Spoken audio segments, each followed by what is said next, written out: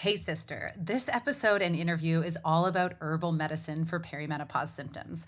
You'll want to catch it to learn how plant medicine can help support you in perimenopause, herbs you can find in your backyard to help with symptoms, and where to start if you want to learn more about herbal medicine. Let's dive in. What's up, sister? Welcome back to the Period Whisperer podcast, the show helping perimenopause and menopause women de-stress your body and decode what it's saying to you so you can own your own health, energy, and weight loss again. If you're new, I'm so happy you're here. I'm Bria. I'm your host, a recovering people pleaser and hustle addict turned functional and holistic hormone specialist. Let's lean in and learn what your body is saying to you.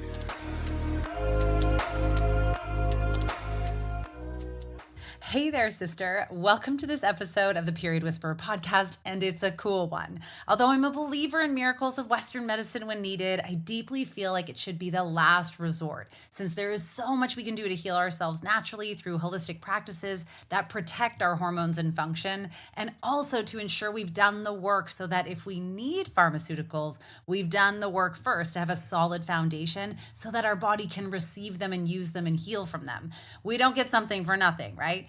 Which is why I'm so excited to bring this interview to you with April Coburn, who is a clinical herbalist specializing in helping women navigate perimenopause. Kind of perfect for us, right? She also teaches classes in beginning and advanced herbal medicine making, as well as many other topics related to herbal medicine. Her passion is connecting people to plant medicine in a healthy and empowering way. I think you're going to love this interview where we talk about real and simple ways you can use herbs to help with your perimenopause symptoms. And she even shares herbs you can find in your own backyard. I love it. All right, let's dive in. Well, hey there, sister. Welcome to this episode of the Period Whisperer podcast. And I'm so excited to welcome April here. Welcome, April. We're excited to have you.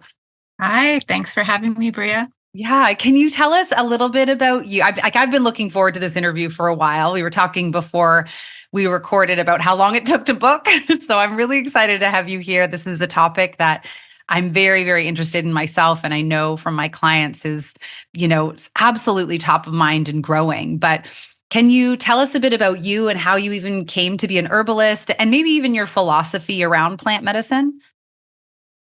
Yeah, sure. So I am a clinical herbalist. I see clients one-on-one to help them meet their wellness goals. And part of that process is finding the herbs that are best suited for them, their particular constitution, what they're going through at the moment, and what their goals are. Mm-hmm. And then I take that information and create custom herbal formulas for people. It could be teas or tinctures or some other form.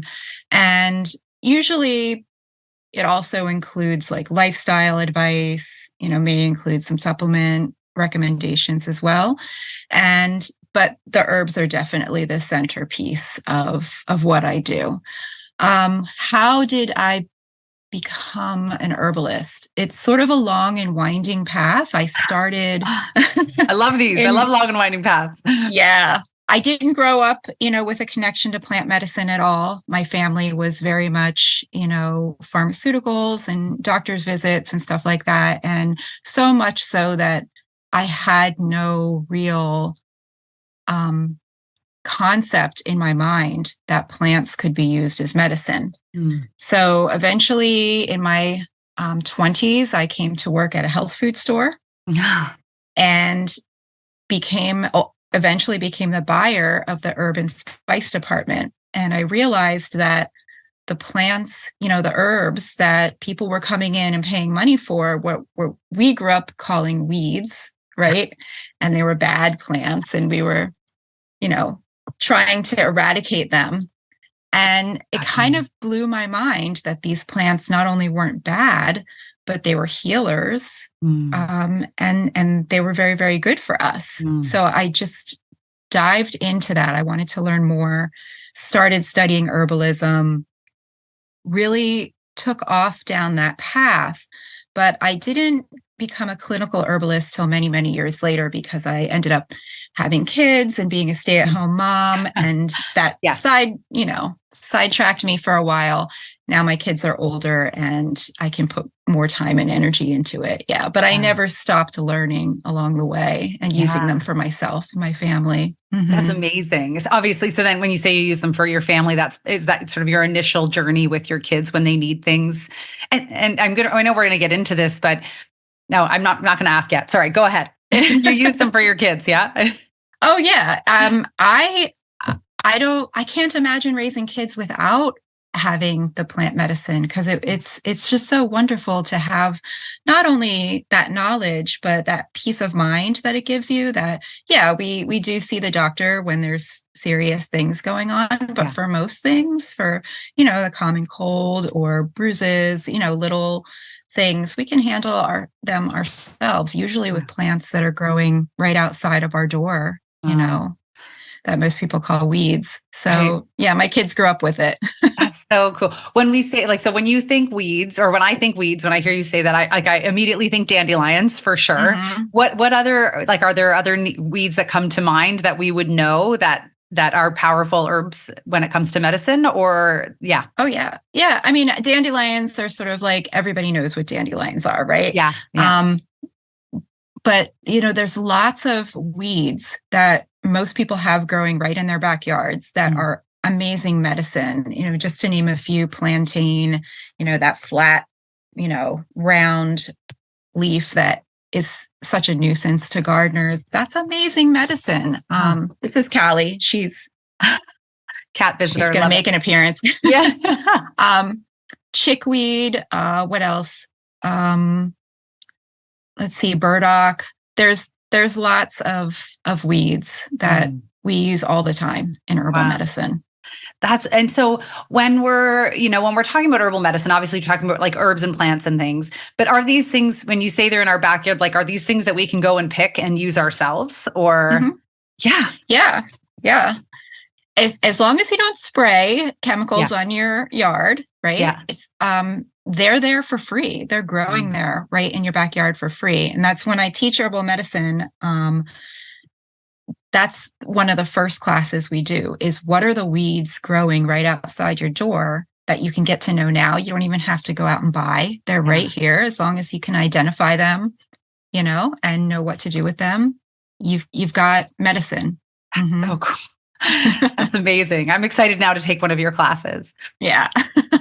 So obviously we're here on the Period Whisperer podcast. I center everything in this podcast really around helping women in the perimenopause and menopause years, in these years of shifting hormones.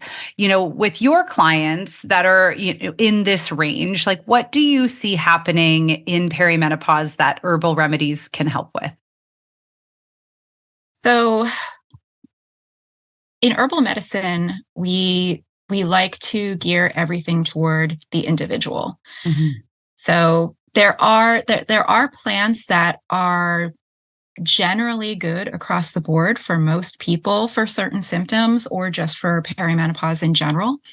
But as I'm sure you're aware through your own, work in this field, that everybody has a different experience, right?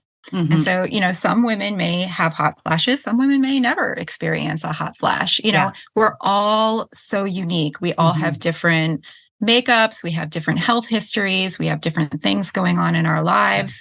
And we all present differently when we're going through perimenopause, and even at different stages, right? Yeah. What we experience in the beginning is different from what we experience as we get closer to that moment of menopause. Yeah. And so when I work one-on-one with people, I'm really trying to suss out what's going on with them, what do they need help with, and, take a more individualized approach. Yeah. Now, having said that, there's herbs that show up again and again for people very often, because they're just really effective for certain things.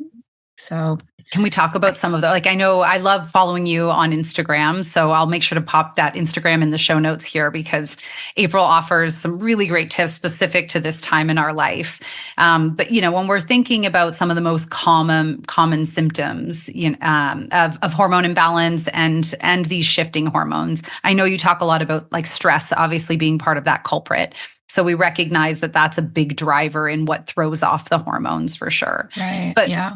when let's get, maybe we can get specific about some symptoms and some things that you see that could be beneficial for people to better understand. Mm-hmm. Yeah. So, yeah, right. So stress is a big piece. And I know I've heard you talk about it too, like bringing cortisol levels down is so critical. Our adrenals take over so much of the work of hormone production as our ovaries ramp down. So making sure our adrenals are not overtaxed. We're not constantly in fight or flight mode. We're not constantly feeling stress and pumping out the cortisol. So I use a lot of a category of herbs called nervines. Nervines are herbs that work on the nervous system. They help us to become more resilient over time. They help us to calm down that nervous system stress response. Some of them are sedatives, so we use those more at night if people are having trouble sleeping. But there's a lot that aren't sedative that we can use during the day just to help, keep that level of calm and not get ramped up all the time. And so the beautiful thing about nervines is they can help in the moment, but if we take them every day for a period of, a few weeks to a few months, they have an effect over time that is even more substantial. So they help us to really lower our base stress level across the board. Yeah. And just have less of a stress response to just average stressors in our life. Overall. And how, I find this so fascinating. So how does it actually work? I know you talked about, like maybe even, and maybe I'll get too geeky on this for anyone listening, but like you have the plant in your yard, or maybe, you get the plant, and for you as the herbalist, like you pick the plant and then what happens? Well, it really depends on the plant and what you're trying to do with it. So, we can make a tea with a lot of plants, and a lot of the nervine plants work really beautiful as teas because they release their medicine into water very easily. And a lot of them taste really good. Most people don't mind the taste of it, so they don't mind drinking them as tea. So some of them don't have much of a taste. Like there's an herb called skullcap that we use a lot. It's in a mint family, but unlike other mint family plants, it doesn't have much of a fragrance or a taste, which is good because it makes a good base for a formula, and then we can bring in good tasting herbs around that. But you're still getting the skullcap medicine, which is calming down that stress response, increase our resilience over time. And if we use bigger doses of it, it can even help us sleep at night. So a lot of them are really great as teas. We can use alcohol and extract the properties into alcohol and make a tincture.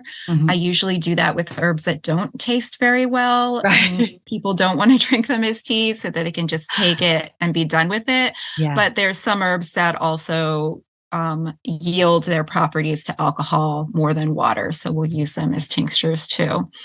Some herbs you can just eat. There's plants, weeds in the backyard that make really great tonic medicine, and you can add them to your salads or stir fries, things like that. Dandelion leaf is an example of that. So it depends on the herb, depends on what you're using it for, and how much medicine making experience you have. Right. I mean, can anyone, obviously you run courses on this, so can anyone learn this stuff if they take a course and then they can start doing these things in their own home? Absolutely. Yeah. Herbal medicine is people's medicine. It's the oldest form of medicine on the planet. It's still the most universal form of medicine on the planet. There's not a culture in the world that doesn't have an herbal medicine tradition. Now, here in the West, we've kind of gotten away from our tradition because we're very industrialized, right? But every single person, if you go back just 2 or 3 generations, if we could meet all of those people, we would find an ancestor who knew how to work with the plant medicine because that was all that was available. Right. So yes, very accessible. And now it's easier to learn about it than it was even 20 years ago because there's so many teachers, there's so many online courses and resources. Anyone can do it. Yeah. Oh, that's fascinating. That's so fascinating. And I know obviously, I'm pushing on this a little because I'm so interested and if it's not an okay space, let's call that out. But if we are trying to get more specific, even though we know it is a very bio individual thing, like we always hear you know, one person's poison can be another person's magic, right? But when we're thinking about, you've talked a little bit about something that can help with sleep, when we're talking about things like lowering cortisol, and we're talking about things like estrogen dominance or maybe even digestive issues, are there some more generalist herbs that someone could look out for? Yeah. So,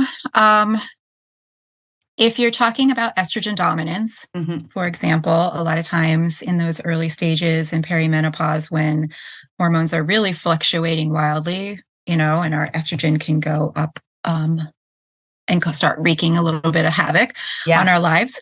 Um, the common herb rosemary, right, that everyone cooks with, Yeah. that people often grow in their gardens, right? Rosemary is an herb that helps clear excess estrogen from our system. So we also want to make sure we're doing things like taking care of our liver, taking Right. care of our microbiome, because that's how our body processes out Right. excess hormones. But, adding rosemary into our food or Mm. making rosemary tea, very simple. Anyone can do it. And that can give our body a little bit of extra help clearing that excess estrogen. Just like I love that you said that though, because you're right. It's like it's great to have help, but if the system isn't fine, if the system isn't able to do its job, then the help is kind of wasted, isn't it? Yeah. So when you're making rosemary tea, like I have 3 rosemary bushes right out in my front yard, so it's so fascinating to hear this. But do you just take the little green leaves off of it and steep them in water? Yeah, I mean, I usually, if I'm harvesting rosemary, I'll usually harvest the end of the sprigs, like Okay. the first 2 or 3 inches, where the stem is still very pliable. It's not Yeah. real woody yet. I'll Okay. just go ahead and cut the ends off, and then you don't need to pick every individual leaf off. You could just put it on your cutting board and chop it up coarsely. Okay. I like to, when I'm making tea, I like to put the herbs loose in a container, like a jar or something. I don't like to confine them into a tea ball or a tea bag. Okay. I like to put them in loose so they can move around in the water and really, you know, get in there and release their properties. And then also, you need to make a good long steeped tea if you're using tea medicinally. Most people are used to making green or black tea where they just leave it in for a very, very short period of time. Yeah. For medicinal tea, you need to let it, 10, 15, 20 minutes, give it a good long steep before Mm. you strain it out. Ooh, that's a great tip. I had no Mhm. idea. Okay, so that's really good, rosemary, for helping with metabolizing estrogen in the body or helping Mhm. support that piece. And you mentioned skullcap. I mean, is that for sleep?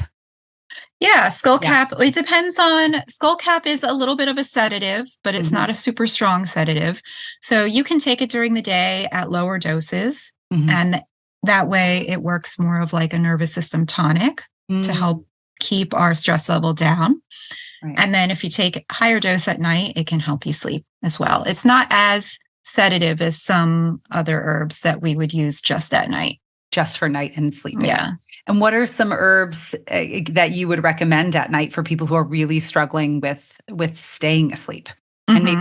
maybe it's because of liver congestion, maybe it's because of blood sugar levels, but sometimes it's like even when we're doing the work in the day, I don't know about you, but I have definitely seen in myself, I've seen it in my children, and I've seen it in my clients where there's still that habit that lives on sometimes, that just natural habit to wake up, and trying to get back to sleep can be so challenging for women. Right. And sometimes the herbs can come in and give us a little bit of help while we're Ah, working on the foundational pieces, right? yeah. Yeah. So again, looking at it as an individual approach, we look Right. at what's going on. Why can't somebody fall asleep? Is it because they're in their head thinking, Hmm. going over their to-do list, or do they have anxiety and that's keeping them awake? Do they have trouble relaxing? Are they holding tension in their body and can't relax at Mm. night? Or, if you're later in the perimenopause stages, are they having night sweats and overheating, and that's waking them up? So there's, finding out, the reasons why, and then picking the herbs that, are most likely to help with that. So we have a couple beautiful plants. We have an herb called passion flower, which is a vine that has a crazy beautiful flower on it. It's amazing. It's very easy to grow in your garden. And this herb is very sedative. We usually only use it at night unless we're using very, very small doses during the day. But what's amazing about passion flower is it's very helpful to calm down our mind. So for people who are awake because they're spinning their wheels or going over all the things, it just helps calm down that response so that we can. I like to do other things too, like, tell people to do a brain dump before bed. Let's your mind know we've got it written down. We don't need to ruminate over it, right?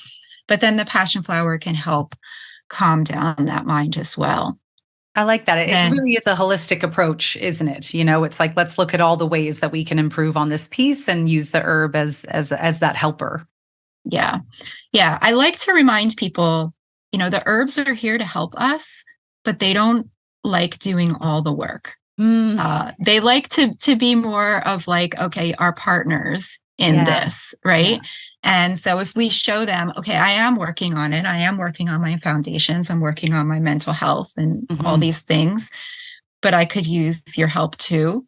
They're more effective that way. I love that you say that. I think that's a really important piece to highlight because no one thing should be doing all the heavy lifting. I think ultimately, even if, like you were saying earlier with the rosemary, it's like, it's not just one thing that fixes everything in our body. So if we're doing the foundational work then, we're meeting it halfway there. And I think at the very least, we're improving and creating a foundation that is probably more receptive to have a better experience using these herbs or using pharmaceuticals if that's what you end up needing to use down the road. So it's like doing our part in it, isn't it? Right. Yeah. So just like, if you're using pharmaceuticals, they may help you, but they're not going to fix the underlying problem. Same thing with herbs. They're very likely to help, but we have to work on, the reason for the imbalance in the first place. Yeah. Yeah. I love that. That's amazing. I think we should say that 4 times and highlight it. Yeah. Okay, this is amazing. So passion flower, that's a really good one. You're saying that can help with sleep, with sort of the calming down and falling asleep at night. Yeah, or if people wake up in the middle of the night and they can't get back to sleep because they're spinning their wheels. Yeah, it can be consumed then as well. And is it, April, like, so obviously the idea of growing passion flower in my garden and like harvesting it myself and making this beautiful tea sounds wonderful. But when we think about the busy lifestyle, like, can we buy these teas in the store? And is it as effective? Are there certain things we should look for? Or is it really best to be working, with like a very fresh herb that, we're, buying from someone who makes it? Right. Yeah, this is a really great question. So one of the things that I try to get across in my medicine making classes for people who are just starting to learn how to make their own medicine is that anytime you can grow a plant and harvest it yourself, dry it or make for tea or, make your own medicine with it, the quality is going to be so much better than if you were to go to a store and buy the dried herbs. And the reason is you have no idea how long it's been since those herbs were harvested. They lose their vitality over time, right? And you don't know really the condition. So a lot here in the United States, a lot of the herbs that we would buy are harvested halfway around the world. They might have been dried in a barn. They might have been stored in 3 or 4 warehouses by the time they get here. And like I said, who knows how long they've been sitting there. That's not to say that they don't work. They absolutely do work.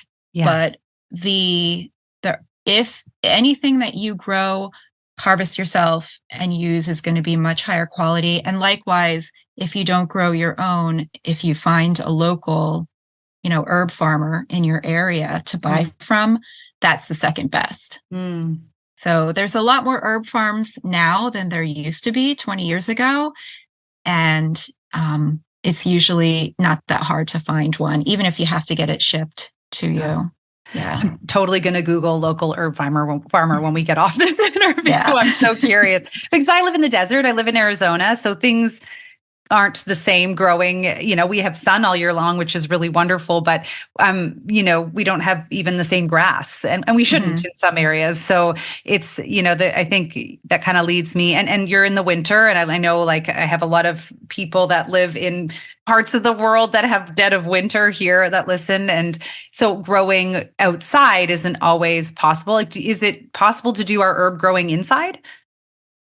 Some herbs can be grown inside, like a lot of the culinary herbs can be grown inside. It's sometimes a little tricky to overwinter them. My house I live in a very old house. It's over 150 years old with big stone walls. So I don't have a lot of light in my house. So I don't really try that much. But during the growing season, I'm in Pennsylvania. Yeah. And, our growing season starts in April, and we have a good 8 months, and there's a lot we can grow and harvest. And I do a lot of drying and then store my herbs in glass jars and use them all winter long. Oh. So even without being able to grow them all year, I can still use my own medicine all year. Yeah. Okay. So as a woman, I mean, obviously you probably grow quite an array of herbs since this is what you do and how you help people. But as a woman who I assume is in this midlife age box with me, you have kids. So I think we're probably right there together. If you were going to recommend that someone start growing some herbs that's in our, in our age box in this perimenopause range, what would be like, is there a starter kit suggestion? I mean, there's a lot of herbs that are easier to grow than others. Some herbs are a little tricky. They're a little finicky about where they grow and what they like, and take a long time to germinate, things like that. But there's some that are super easy. So one that is super easy to get started with is calendula. Really easy to find the seeds, and they're very similar to marigold in that you can grow them almost anywhere in your garden. They have beautiful orange flowers. And it's the flowers that we use as medicine. Right. So just like marigolds, if we pick the flowers and continue to pick the flowers, they'll keep making more flowers. Right. And you can have a supply of medicine all season long. So fascinating. And what is calendula good for? So calendula is one of the herbs that we use a lot topically. Okay. So it's really great for skin, moisturizing and healing the skin. Yeah. So we use it a lot for rashes and stuff like that. But specifically for women in menopause, it makes a really beautiful vaginal cream. Oh, really? So if women are having issues with vaginal dryness or irritation, things like that, they can make an infused oil with calendula or turn it into a cream and use it. One of my earlier teachers, she liked to talk about calendula as an herb to use in places where the sun don't shine. And that always stuck me because it's beautiful little orange flower. It looks like a little sun. And I feel like, okay, we're using it for like rashes under our arms, rashes under our breasts, you know, and then, vaginal dryness. These are all places where, the sun doesn't shine and where the sun don't shine. I like it. Yeah. I love that. That's amazing. I find this so interesting. I'm really excited to learn more even after we get off this call, but I can hear my clients saying to me like, okay, well, what do I do? So if they want to learn more about, and we'll talk about learning more from you, but if like, here I am, if I know I want to lean more into herbal medicine and, I work with supplements for sure. And like you, I really, understanding where an issue is coming from and the root of the issue is the most important before we go out and just start spending a lot of money on things that may or may not apply where we're going for. But, it is the best thing for someone who is suffering to come to a practitioner like yourself or and before they go out and take anything. in terms of, because I'm thinking of obviously a lot of the things that come up are, we talked a bit about sleep, we talked about estrogen dominance, like frequent urination, hair loss, brain fog, things like that, that seem to come to the table quite a lot for women. Right. Are there, is it always the case that we should speak with someone first? Or, again, are there kind of some other general things that we can start with if we want to begin to explore in baby steps? Yeah. So if somebody is really struggling and confused and doesn't know where to begin and doesn't want to spend the time trying to figure it out for themselves, I think working with somebody one-on-one is a really great way to go, because they can just bring their, all of their symptom picture, their, everything they're struggling with to the table. Somebody can look at it and put together a plan for them that's likely to help. If somebody is interested in trying to do things on their own, absolutely, there's a lot they can do. We talked about foundations already. I always like to tell people this is always where you should start. You should start by looking at your stress level, looking at your sleep quantity and quality, looking at your diet, making sure you're eating enough protein, and moving your body, but not overdoing it, right? Because if our stress level is super high, we don't want to add more, and I've heard you talk about that too. It's super important. My language. Yeah. It can be tough, right? Because I think it's like, well, move, but don't move too much, eat, but don't eat too much. Like I understand where the confusion comes. And at the same time, we're doing 100 other things. So I can understand where the frustration comes for so many women. That was how I even got into this, was feeling a little like confused about the mixed messaging around it. But I think I love that foundational piece is so important. We do have foundational health pillars that need to be honored above all else.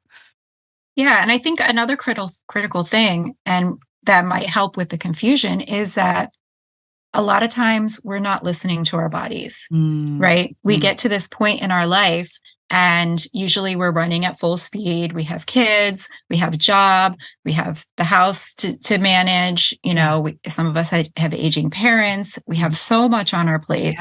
We're used to putting ourselves last. We're used to taking care of everybody else's needs and always saying yes to everything. And we're not in tune with our bodies anymore, right? And if we could just slow down, just take some time, take some breaths, tune into our body, tune into what our body is telling us, right? Is going on another run, going to overtax us? Or are we have been sitting around, in front of a computer all day and our bodies want to move? Our bodies are so wise and they're constantly talking to us. So that can take a lot of the guesswork out of it. Yeah, you're right. It's such an important message, and one, like, I think we'd work really hard to try to avoid. That stillness, that sitting in stillness to hear what's coming up. Often we don't want to hear what's coming up, or we don't feel like even we have time. I think I saw a meme the other day that said you should sit every day for meditation in 20 minutes, and if you're too busy to do that, you should sit for an hour. Right. But you're right. That linking of how we're of what's going on to how we're actually feeling in our body is so valuable, because otherwise we often really override it with like, I'm tired, I'm going to caffeinate, I'm feeling yucky, I'm going to push harder, as opposed to maybe like actually giving and meeting the need of the body. Right. Yeah. And perimenopause is a time to stop putting yourself last, right? Because up until this point in our lives, our constant supply of estrogen had our backs, right? It did so much for us in so many different parts of the body. Yeah. And as that estrogen starts to decline, any kind of lack of self-care is going to start showing up as symptoms. So it's really a time to put ourselves first, put on our own gas mask, or oxygen mask, so to speak, so that we can't be there for the other people in our life if we aren't okay ourselves. Yeah. I love having this conversation with you because it's just it's beautiful to hear it in someone else's words. But what you said there about estrogen has been there to have our backs. And the way I had always looked at it is like, I mean, it's been there to make sure we reproduce and keep the world going.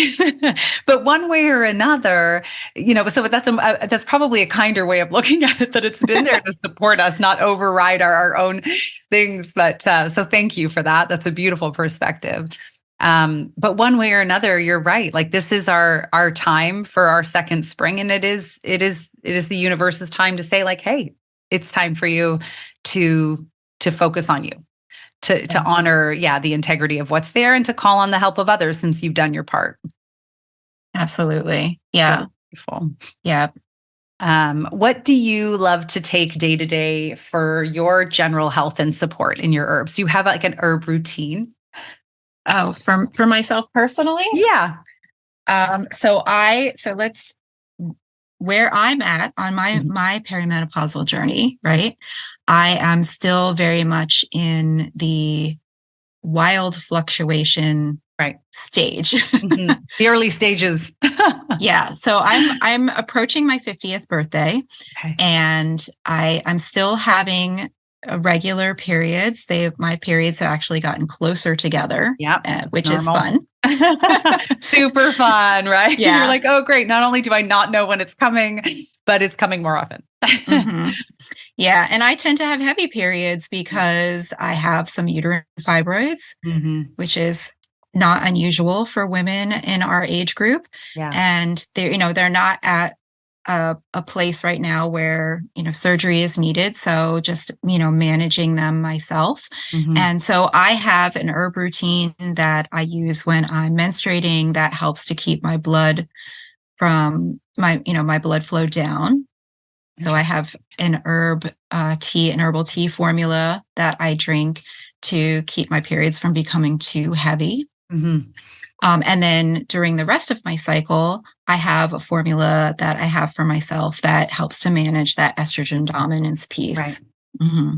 Right, which also supports it all along. Oh, I love that.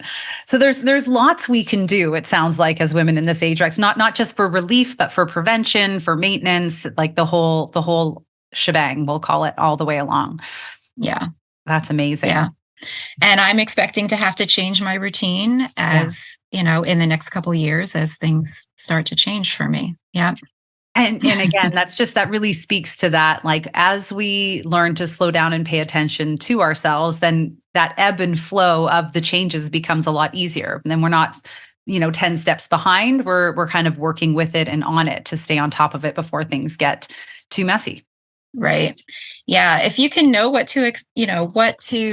not necessarily what to expect, because we don't know how we're individually going to experience things, but if we Right. can know what is normal to experience, Hmm. then I think it can be a little bit easier. I just got done teaching a 5-week class called the Perimenopause Crash Course, where we talked about, everything that you can experience, what's normal, Yeah. doesn't mean you will experience it all, and then what Yeah. you can do to help smooth out that transition.